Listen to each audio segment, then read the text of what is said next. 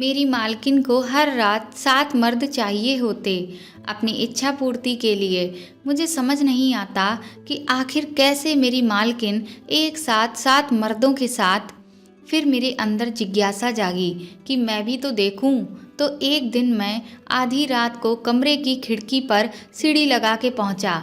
जैसे ही अंदर का नज़ारा देखा, मेरे पैर कांपने लगे और मैं धड़ाम से नीचे गिर गया, क्योंकि अंदर मेरी मालकिन एक साथ उन 7 मर्दों को लिटाकर। मेरा नाम सुरेश है। मैं एक जनरल स्टोर की दुकान पर काम करता हूँ। गरीबी के कारण मेरे माँ बाप मुझे ज़्यादा पढ़ा लिखा नहीं पाए, जबकि मुझे पढ़ना बहुत अच्छा लगता था। पहले तो मैं इस बात को लेकर बहुत परेशान रहता था। अपने पिता से लड़ता भी था कि आपके पास फीस के पैसे क्यों नहीं होते। लेकिन धीरे धीरे मैंने इस कड़वे सच को अपनी किस्मत मानकर स्वीकार कर लिया। फिर कुछ सालों बाद मेरी शादी भी हो गई। आज मेरे 2 प्यारे बच्चे हैं, एक बेटा और एक बेटी। मैं अपने बच्चों को खूब पढ़ाना चाहता हूँ ताकि उन्हें मेरी तरह गरीबी की ज़िंदगी ना जीनी पड़े। मैं अपने परिवार के साथ एक छोटे से किराए के घर में रहता था। जिंदगी ठीक ठाक कट रही थी। फिर एक दिन कुछ ऐसा हुआ कि हमारी पूरी दुनिया ही बदल गई। एक दिन जब मैं दुकान पर था, तभी मेरे पड़ोस में रहने वाला एक लड़का दौड़ते हुए आया और बोला, सुरेश भैया, आपकी बिटिया नंदिनी खेलते खेलते अचानक बेहोश हो गई। उसे होश ही नहीं आ रहा है। रमा भाभी बहुत परेशान हैं, रो रही हैं, जल्दी चलिए। मैं तुरंत ही उसकी साइकिल पर बैठकर घर पहुंचा। देखा तो नंदिनी अभी भी बेहोश थी। मैंने तुरंत ही उसे गोद में उठाया और रिक्शे से अस्पताल लेकर पहुंचा। वहां डॉक्टर ने नंदिनी की जांच परख की, 1-2 इंजेक्शन लगाए। थोड़ी देर के बाद नंदिनी को जब होश आया तो हमारी जान में जान आ गई। लेकिन मैंने डॉक्टर से पूछा कि वह बेहोश क्यों हुई, तो डॉक्टर ने कहा कि पहले हमें इसके कुछ टेस्ट करने होंगे, तब हम असली वजह का पता लगा सकते हैं। टेस्ट की बात सुनकर मेरी पत्नी घबरा गई। वह बोली, पहले डॉक्टर से पैसे पूछ लीजिए कि टेस्ट कितने रुपए में होंगे। जब मैंने पैसे पूछे तो टेस्ट बहुत महंगे थे, लेकिन फिर भी मैंने डॉक्टर को कह दिया कि वह जो भी ज़रूरी टेस्ट हों उन्हें करवा ले। मैं अपने बच्चों से बहुत प्यार करता था, उनके लिए मैं कुछ भी कर सकता था। मैं तुरंत ही अपनी पत्नी को वहाँ बिटिया के साथ अस्पताल में छोड़कर अपने किराने के मालिक की दुकान पर पहुँचा और उन्हें सारी बात बताई। जब मैंने उन्हें समझाया कि मैं आपके पैसे धीरे धीरे वापस कर दूंगा, तो उन्होंने मुझे कुछ पैसे उधार दे दिए, जिससे मैंने नंदिनी के टेस्ट करवाए। जब नंदिनी की रिपोर्ट आई तो उसमें जो निकला उसे सुनकर हम दोनों पति पत्नी के पैरों से जमीन निकल गई। डॉक्टर ने बताया कि नंदिनी के दिल में छेद है। मेरी पत्नी तो बुरी तरह से रोने लगी। हम लोग डॉक्टर के आगे हाथ जोड़ने लगे कि कुछ भी करके हमारी बिटिया को बचा लीजिए। डॉक्टर ने हमें हिम्मत देते हुए कहा कि आप परेशान मत होइए, इसका इलाज है। कुछ दिन नंदिनी का ट्रीटमेंट चलेगा और एक ऑपरेशन होगा, जिसके बाद कुछ दिनों तक दवाइयाँ खाने के बाद वह ठीक हो जाएगी। मैंने डॉक्टर से कहा, इस सब में कितना खर्चा आएगा, तो डॉक्टर ने हमें 6 लाख रुपए बता दिए। 6 लाख सुनकर ऐसा लगा जैसे हमारे शरीर से आत्मा ही निकल गई हो। अपनी 35 साल की ज़िंदगी में मैंने आज तक इकट्ठे 10,000 रुपये भी नहीं देखे थे, और डॉक्टर ने तो हमें 6 लाख रुपए बता दिए। हम दोनों पति पत्नी नंदिनी को लेकर घर आ गए, लेकिन अब हम बहुत परेशान थे। मेरी पत्नी ने कहा, इतने पैसे हम कहाँ से लाएंगे? हमारे पास तो ना जेवर हैं, ना ज़मीन जिसे बेचकर हम इसका इलाज करा पाएं। यह कहते कहते वह रोने लगी। बोली, अब शायद मेरी बेटी मुझे छोड़कर इस दुनिया से चली जाएगी। वह भगवान को कोसने लगी कि जब आपने हमें गरीबी दी तो मेरे बच्चे को यह बीमारी क्यों दी? पैसे तो दिए नहीं, मुसीबत पर मुसीबत देते चले जा रहे हैं। जैसे तैसे हम अपने परिवार का पेट पाल रहे थे, लेकिन अब क्या होगा? मैं भी अंदर से बहुत दुखी था, लेकिन मैं अपनी पत्नी के सामने मजबूत बनकर दिखा रहा था। मैंने सोचा, अगर मैं भी कमज़ोर पड़ गया तब तो और भी बुरा हाल हो जाएगा।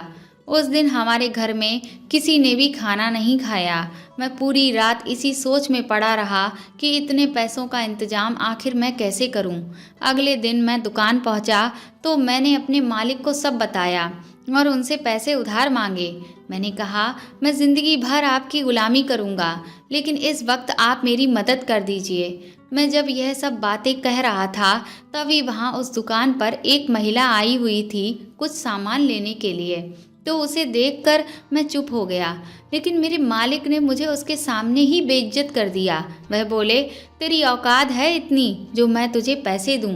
अरे तू गुलामी छोड़, अगर अपनी खाल भी उतार कर दे देगा ना, तब भी इतना रुपया इस जन्म में तो वापस नहीं कर सकता।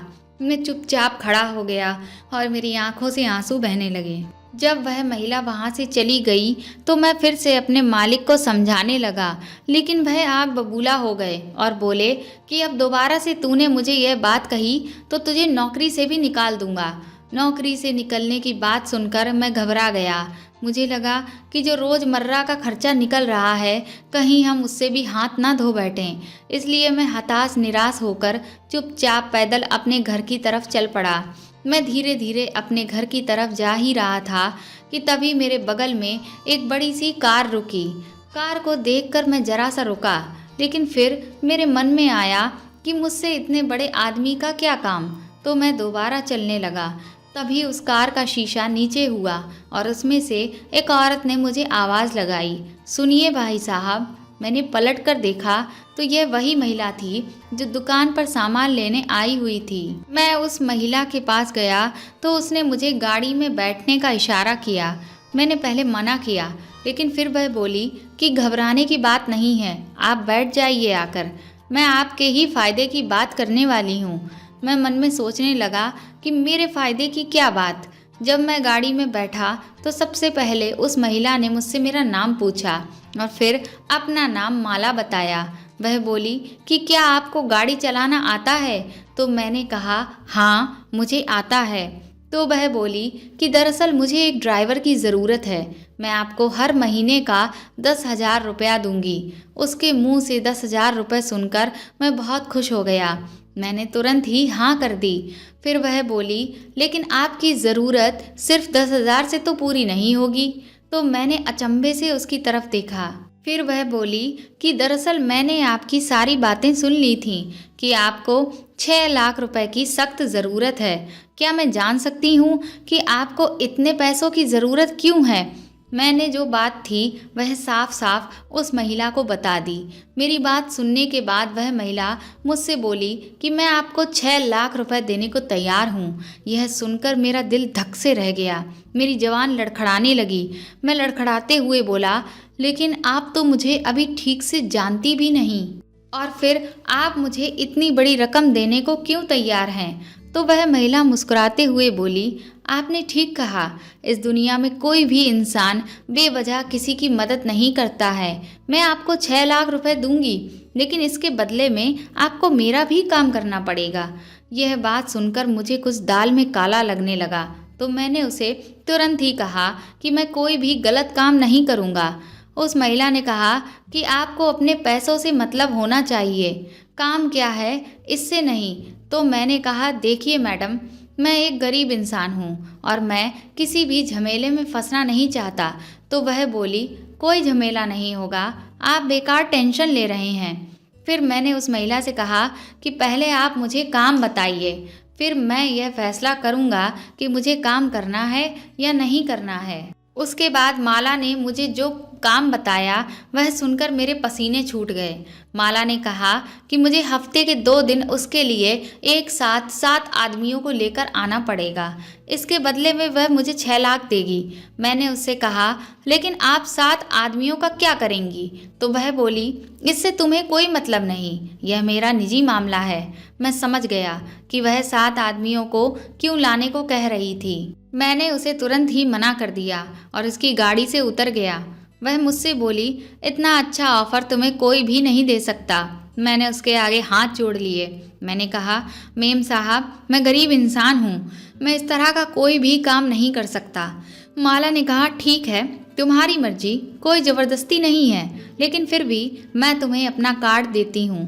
अगर तुम्हें कभी भी ऐसा लगे कि तुम इस काम को करने के लिए तैयार हो तो तुम मुझे फ़ोन कर सकते हो। मैंने उसका कार्ड अपनी जेब में रख लिया और घर चला गया। घर पहुंचा तो मेरी बेटी की हालत बहुत ख़राब थी। उसे सांस लेने में भी बहुत तकलीफ़ हो रही थी। मैं तुरंत ही डॉक्टर के पास अपनी बेटी को लेकर भागा। जब मैं अस्पताल पहुंचा तो डॉक्टर ने कहा कि अगर हमने जल्द से जल्द नंदिनी का ऑपरेशन नहीं किया तो उसकी जान भी जा सकती है। डॉक्टर के मुंह से यह बात सुनकर मेरे होश उड़ गए। अब मुझे समझ ही नहीं आ रहा था कि मैं आखिर करूं तो क्या करूं। नंदिनी को डॉक्टर ने अस्पताल में एडमिट कर लिया। मैं पूरी रात अपनी बिटिया के सिरहाने ही बैठा रहा और यही सोचता रहा कि आखिर मैं क्या करूं जिससे मैं अपनी बच्ची की जान बचा सकूं। जब सुबह हुई तो अपनी पत्नी को अपनी बच्ची के पास छोड़कर मैं काम पर चला गया। लेकिन जैसे ही मैं दुकान पर पहुंचा, मेरे मालिक ने मुझे रोक दिया। वह बोला कि मैंने तुझे काम से निकाल दिया है, यह ले तेरी इस महीने की तनख्वाह और आज के बाद अपना यह मनूस चेहरा मुझे मत दिखाना। मैं गिड़गिड़ाने लगा, लेकिन मेरे मालिक ने मेरी एक बात नहीं सुनी और मुझे वहां से लात मार कर बाहर निकाल दिया। मैं रुआसा सा चल पड़ा। अब मुझे कुछ भी समझ नहीं आ रहा था। मेरे मन में आत्महत्या करने के ख्याल आने लगे, लेकिन फिर बार बार मेरी बच्ची का चेहरा मेरी आंखों के सामने आ जाता। मुझे भगवान से नफरत सी होने लगी। इस दुनिया में न जाने कितने बुरे बुरे लोग हैं जो दूसरों के साथ बहुत गलत करते हैं, लेकिन फिर भी उन्हें रुपए पैसे की कभी कोई कमी नहीं होती। और बहुत से ऐसे लोग हैं जो अच्छे काम करते हैं लेकिन पूरा जीवन परेशान रहते हैं। मैं सड़क के किनारे ही एक फुटपाथ पर बैठ गया। मैंने अपनी जेब में हाथ डालकर अपनी तनख्वाह के पैसे निकाले। तभी वह कार्ड जो माला ने मुझे दिया था वह मेरी जेब से गिरा। मैंने उसे देखा तो मैं सोचने लगा कि अगर मेरी बच्ची जिंदा ही नहीं रहेगी तो इस जीवन का क्या फ़ायदा। अगर कोई गलत काम करके मैं अपनी बच्ची की ज़िंदगी बचा सकता हूँ तो मैं ऐसा करने से बिल्कुल भी पीछे नहीं हटूँगा। मैंने तुरंत ही एक आदमी से फ़ोन मांगकर माला को फ़ोन लगाया और उसे मिलने की जगह बता दी। 15 मिनट के बाद माला अपनी गाड़ी के साथ वहाँ आ गई और मैंने उसे हाँ बोल दिया। माला ने कहा कि तो तुम अपना काम आज बल्कि अभी से शुरू कर दो। फिर वह मुझे अपने साथ गाड़ी में बिठाकर अपने घर ले गई। घर क्या था, बहुत आलीशान बंगला था। उसे देखकर मेरी आंखें फटी की फटी रह गईं। माला मुझे अंदर लेकर गई और सोफे पर बैठने को कहा। 5 मिनट के बाद माला मेम साहब अपने हाथ में 6 लाख रुपए लेकर आईं और मेरे हाथों पर रख दिए। इतने रुपए लेते हुए मेरे हाथ कांपने लगे। उसके बाद माला ने कहा कि इससे तुम अपनी बच्ची को नया जीवन दे सकते हो, लेकिन याद रखना मुझे किसी भी तरह का धोखा देने की कोशिश मत करना, नहीं तो ठीक नहीं होगा। मैं इस शहर के कई बड़े अफसर को जानती हूँ, तो कोई ऐसा काम मत करना कि मुझे बुरा बनना पड़े। मैंने माला के आगे हाथ जोड़ते हुए कहा कि आप मेरे लिए भगवान बनकर आई हैं। मैं आपको धोखा देने का सपने में भी नहीं सोच सकता और आपके पैसे मैं धीरे धीरे करके ज़रूर चुका दूंगा। माला मेम साहब ने मुस्कुराकर कहा, मैं जानती हूँ तुम एक ईमानदार इंसान हो, लेकिन यह दुनिया बहुत बुरी है, इसीलिए इस तरह से कहना पड़ता है। मैंने तुरंत ही शाम को अस्पताल जाकर पैसे जमा करवा दिए और मेरी बच्ची का इलाज शुरू हो गया। इधर मैं अपनी मेम साहब के लिए 7 आदमियों का इंतज़ाम करने लगा, लेकिन यह बहुत मुश्किल काम था क्योंकि कोई भी मेरे साथ चलने को तैयार ही नहीं हो रहा था।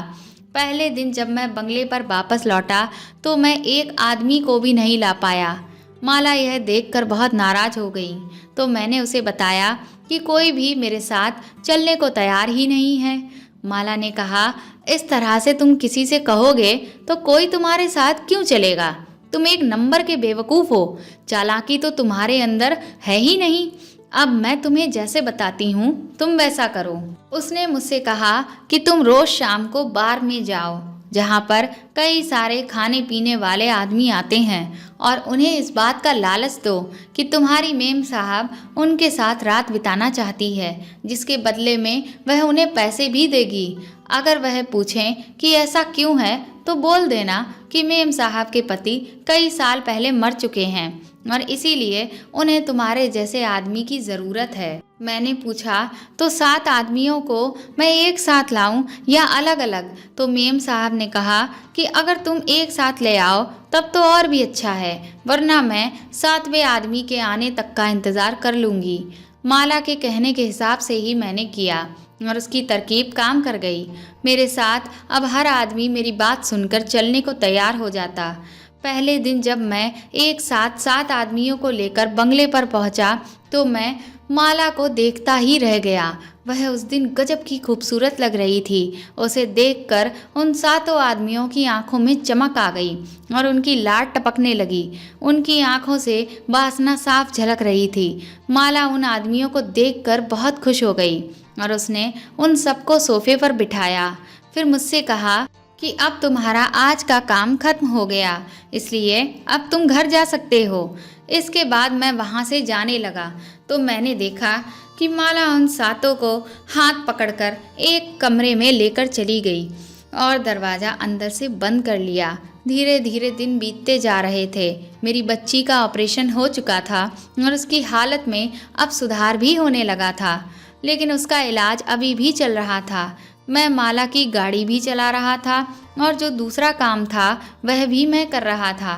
लेकिन मेरे मन में अक्सर यह सवाल उठता रहता था कि आखिर कोई औरत एक साथ 7 आदमियों के साथ कैसे, और हफ्ते के सिर्फ 2 ही दिन माला 7 आदमियों को लाने के लिए क्यों कहती है, बाकी दिन क्यों नहीं?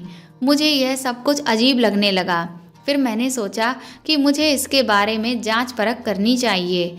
मैंने माला के बारे में उसके बंगले के आसपास के लोगों से पूछना शुरू किया तो मुझे सिर्फ इतना पता चला कि वह एक डॉक्टर की पत्नी है और वह डॉक्टर कहीं बाहर है, जबकि उसने मुझसे यह कह रखा था कि मैं जिन आदमियों को लेकर आऊं उनसे मैं यही कहूं कि उसका पति मर चुका है। मैं सोचने लगा कि अपने पति के होते हुए कोई औरत किसी दूसरे आदमी के साथ यह सब कैसे कर सकती है, वो भी एक नहीं कई सारे। मेरे मन में जिज्ञासा जगने लगी कि आखिर जब माला मैडम 7 आदमियों को कमरे में लेकर जाती हैं तो वहाँ क्या होता है। इसलिए मैंने एक तरकीब सोची। माला जिस कमरे में जाती थी उस कमरे की खिड़की पीछे लॉन की तरफ खुलती थी। मैंने सोचा कि अगर मैं सीढ़ी लगाकर वहाँ से चढ़कर देखूं तो मुझे सब कुछ साफ साफ दिख जाएगा।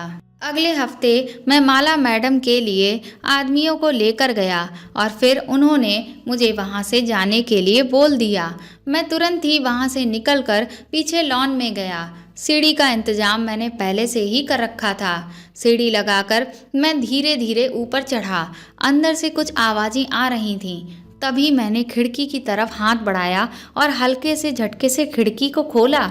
जैसे ही थोड़ी सी खिड़की खुली, अंदर का नज़ारा देखकर मेरे पैर कांपने लगे और मैं धड़ाम से नीचे गिर गया। मैंने तुरंत ही सीढ़ी को वहाँ से हटाया और अपना पसीना पोंछते हुए भागकर सड़क पर आ गया। मुझे तो यकीन ही नहीं हो रहा था जो भी मैंने देखा था। जब मैं घर पहुँचा तो मेरा दिमाग सही से काम ही नहीं कर रहा था।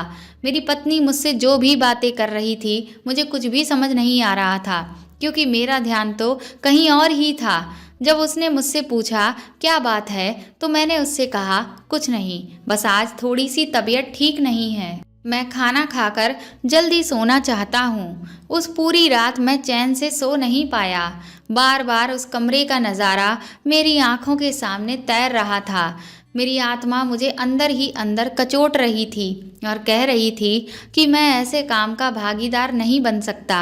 अगर मैं अपने बीवी बच्चों की तरफ देखता तो सब कुछ अच्छा चल रहा था, क्योंकि अब मेरी तनख्वाह भी बहुत अच्छी थी, जिससे हमारी सभी इच्छाएं पूरी हो रही थीं। लेकिन दूसरी तरफ मेरा ज़मीर मुझ पर थूक रहा था। सुबह होते होते जीत ज़मीर की हुई और मैं सुबह जल्दी ही उठ गया और नहा धोकर तुरंत घर से निकल गया और सीधा पुलिस स्टेशन पहुंचा। वहां पहुंचकर मैंने जो कुछ भी अपनी आंखों से देखा था वह सब बयान कर दिया। आज आदमी लाने का दूसरा दिन था। मैं जैसे ही 7 आदमियों को लेकर बंगले पर पहुंचा, माला मेम साहब उन आदमियों को अपने साथ कमरे में ले गईं। 5 मिनट के बाद पुलिस ने वहां पर धावा बोल दिया और उन सबको रंगे हाथों पकड़ लिया। कमरे के अंदर का नज़ारा देखकर पुलिस भी दंग रह गई। उन्हें भी नहीं पता था कि उनकी नाक के नीचे इतना बड़ा गोरख धंधा चल रहा है। उस कमरे के अंदर सिर्फ एक कमरा नहीं बल्कि बहुत बड़ा हॉल था, जहां पर न जाने कितनी सारी बड़ी बड़ी मशीनें रखी हुई थीं। जो आदमी आज मैं लेकर आया था वह सभी स्ट्रेचर पर बेहोश पड़े हुए थे और उस कमरे में सिर्फ माला ही नहीं बल्कि एक डॉक्टर भी था 2-3 नर्सों के साथ। उसके बाद जब पुलिस ने माला और उस डॉक्टर से पूछताछ की तो सच जानकर सबके होश उड़ गए। वह लोग किडनी बेचने का धंधा करते थे और भारत से किडनी विदेश में काला बाजारी करके सप्लाई की जा रही थी। मैंने माला मैडम की तरफ देखकर कहा कि आप इतनी गिरी हुई हरकत कर रही थीं, यह मैं सपने में भी नहीं सोच सकता था। मेरी बात सुनकर माला रोने लगी। वह बोली, मैं मजबूर थी। मैंने कहा, ऐसी भी क्या मजबूरी जो आप यह सब कर रही थीं? तो वह कहने लगी कि मेरा इस दुनिया में सिवाय मेरे छोटे भाई के कोई भी नहीं है। 1 साल पहले मुझे पता चला कि उसे ब्लड कैंसर है। मेरे पास इतने पैसे नहीं थे कि मैं अपने भाई का इलाज करा सकूं, लेकिन मैं अपने भाई को किसी भी कीमत पर खोना नहीं चाहती थी। जब मैं अपने भाई के इलाज के लिए इस डॉक्टर के पास आई तो मेरी आर्थिक स्थिति जानकर मेरी मजबूरी का फ़ायदा उठाया इसने और इन्होंने मुझे ये ऑफ़र दिया। अपने भाई की जान बचाने की खातिर मैं यह घटिया काम करने को तैयार हो गई। यह किडनी की काला बाजारी करते थे और ब्लैक मार्केट में किडनी की बहुत डिमांड थी, जिसकी सप्लाई ये खुद के दम से नहीं कर पा रहे थे। लेकिन इनके दिमाग में यह तरकीब आई कि मैं एक खूबसूरत औरत हूँ और वासना के भूखे आदमी मेरी भूख में बिना सोचे समझे दौड़े चले आएंगे और इस जाल में फंस जाएंगे। हफ्ते के 2 दिन हम लोगों की किडनी निकालते और बाकी दिन ये डील करने के लिए विदेश चले जाते। मैं यह सब हरगिज़ नहीं करना चाहती थी, लेकिन अपने भाई के इलाज की खातिर मुझे यह सब करना पड़ा। यह कहते कहते वह फूट फूट कर रोने लगी। माला की कहानी सुनकर मुझे अपनी बेटी की बीमारी का ख्याल आ गया। जब मेरी बच्ची बीमार थी तब मैं भी इसी तरह से तड़प रहा था और उसकी जान बचाने के लिए कुछ भी कर गुजरने को तैयार था। मैं माला का दर्द समझ सकता था। माला की कहानी सुनकर पुलिस ने भी उससे यही कहा कि अगर तुम्हारी बात ठीक निकली तो हम कोशिश करेंगे कि तुम्हें कम से कम सजा हो और तुम्हारे भाई का भी सरकारी खर्चे पर अच्छा इलाज हो सके। उसके बाद पुलिस उन लोगों को पकड़कर वहां से चली गई। मैं यही सोच रहा था कि मजबूरी इंसान से न जाने क्या क्या करवाती है, न जाने कितने आदमी इस काले धंधे की बलि चढ़ गए। लेकिन इसमें थोड़ा उनका भी कसूर है। वह वासना में इतने अंधे हो चुके थे कि जहाँ से भी शरीर का लालच मिला वह दौड़े चले आए और खुद ही बलि का बकरा बन गए। उस डॉक्टर के जैसे लोग हम जैसे गरीब लाचारों की मजबूरी का फ़ायदा उठाकर अपनी मन मर्जी का काम करवाते हैं और अपनी जेब भरते हैं। दोस्तों, आपको मेरी ये कहानी कैसी लगी हमें कमेंट करके ज़रूर बताएं और प्लीज़ इस कहानी को ज़्यादा से ज़्यादा शेयर करें और लाइक करें। और अगर आप मेरे चैनल पर नए हैं तो इसे सब्सक्राइब करके बेल आइकन को ज़रूर दबा दें। Thank you.